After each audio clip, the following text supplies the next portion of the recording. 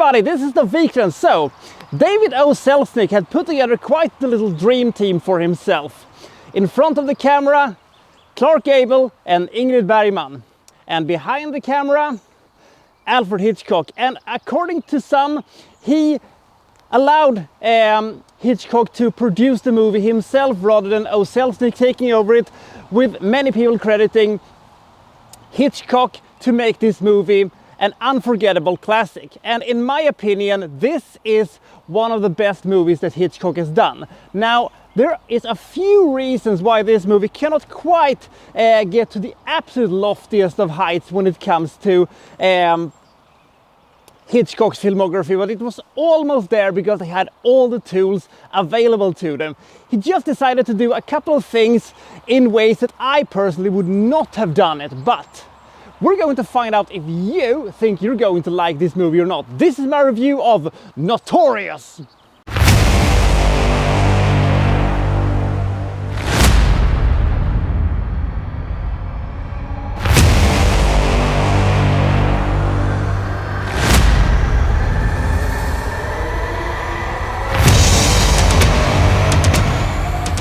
South Florida, 1946. So we have Mr. Huberman, who has recently been convicted of being a traitor. It's a little bit unclear exactly what he have done, but he seems to have no regret over his actions. His daughter, however, played by Ingrid Bergman, seems to be almost celebrating the fact that dad is in jail, and she's inviting over people for, drinks, and she's getting a bit hammered, which apparently is not an unusual thing to happen to her. But one of her guests is an apparent party crasher. He is Devlin, played by Clark Gable, and it turns out that he is working for American intelligence agencies. So the fact is that he wants to recruit her to help rounding up his old associates, his old Nazi friends, who is apparently hiding in Brazil at the moment. The thing is that she doesn't really care about anything. She doesn't care about whether she lives or dies. And the fact is that she doesn't really care about anything, but she kind of falls in love with him and comes along for the adventure of, this thing. But then, once she actually accepts the mission, and the fact is that she's going to, seduce Sebastian, played by Claude Rains. Wait a minute, is Claude Rains in this movie? Excellent! The fact is that Claude Rains and her did have some kind of a history back in the days. He made advances towards her, which she didn't responded kindly to back at that point. But it doesn't take a lot, to seduce him and to make her to a part of Sebastian's household, even though she's not very popular with his Nazi friends, and especially not with his monster of a mom, who has a lot of control over Sebastian, and she suspects her from day one. But the fact is that immediately when she accepts doing this, and when he finds out what the mission actually is, he started to act like an absolute jerk towards her, and she herself start acting like a bitch towards lots of people, and to him especially.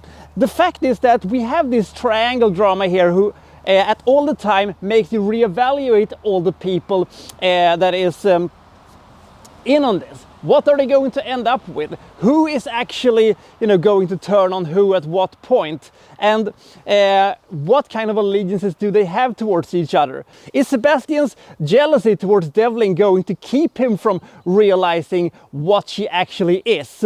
And is his love for her so deep that he will actually sacrifice the cause for her sake, sacrificing his own life?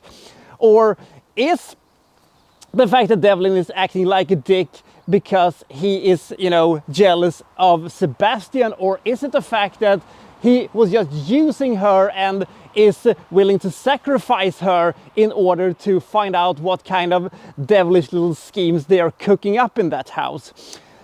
The uncertainty of exactly where we're going with this thing is the thing that keeps this movie very much alive. And I will say this: I love spy movies, and I love the idea of, the infiltration part of this movie. My biggest concern with Notorious is, and has always been, that I think that they, you know, put a little bit too much of the story on the triangle drama and the bitching and the complaining and the moaning, you know, about, you know, you don't love me and you're an asshole and why do you do this to me and blah blah blah. And I always thought that they could have made more of the espionage thing and more about the deception bit.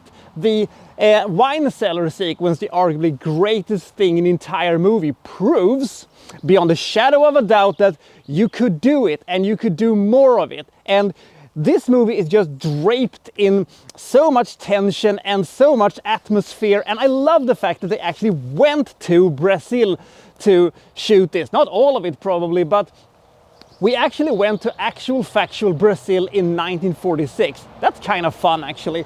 And I will also say this, the ending of this movie is supremely awesome. And even though it is a little bit rushed, you could have squeezed even more things out of this one. And I always felt that they were on the precipice of, they just could have made this movie a slight bit longer, they could have made that ending into an absolute monstrosity. Now we're going to have to settle with an absolutely great ending. And I love the fact that we have characters that have depths and layers and motivations, and sometimes when they do things out of character, they do so much out of character that it's actually in character.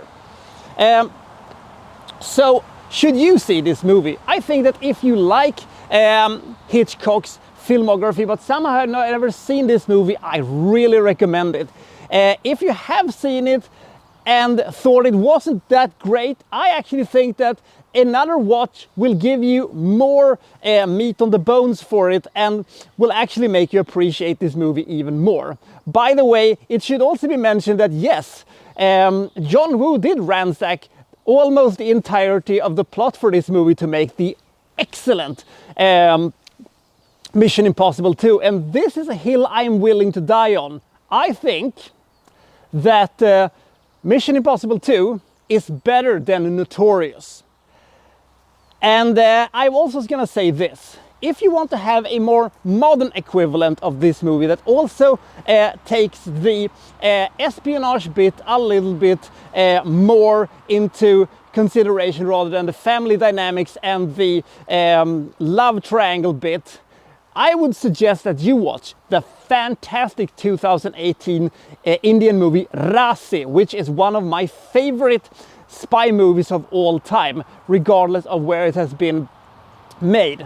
However, if you're going to talk about Alfred Hitchcock's filmography, this is a fantastic movie and his second greatest spy movie. My most favorite spy movie of his is still Torn Curtain, but this is an excellent movie with great characters, great acting, fantastic writing, and that ending that I thought was absolutely excellent. And considering how old this movie is, it has a great pace. There's always stuff happening, and they're able to craft a very, very compact movie in 102 minutes. Very impressive. Notorious is a splendid movie that has classic sequences, fantastic characters, great acting by fantastic actors, and it is masterfully directed. I give this movie 81 points. It prevents itself from gaining an even higher rating because of its incessancy of having too much romance and a little bit too little spying, in my opinion, but maybe that's just me. Even with that in mind, I still think that this is a very good movie and one of the most unsung masterpieces in Alfred Hitchcock's filmography. So what do you think about Notorious? Comment below and I'll see you next time from Well So and So reviewing, well, such and such. Thank you for watching. Thank you very much.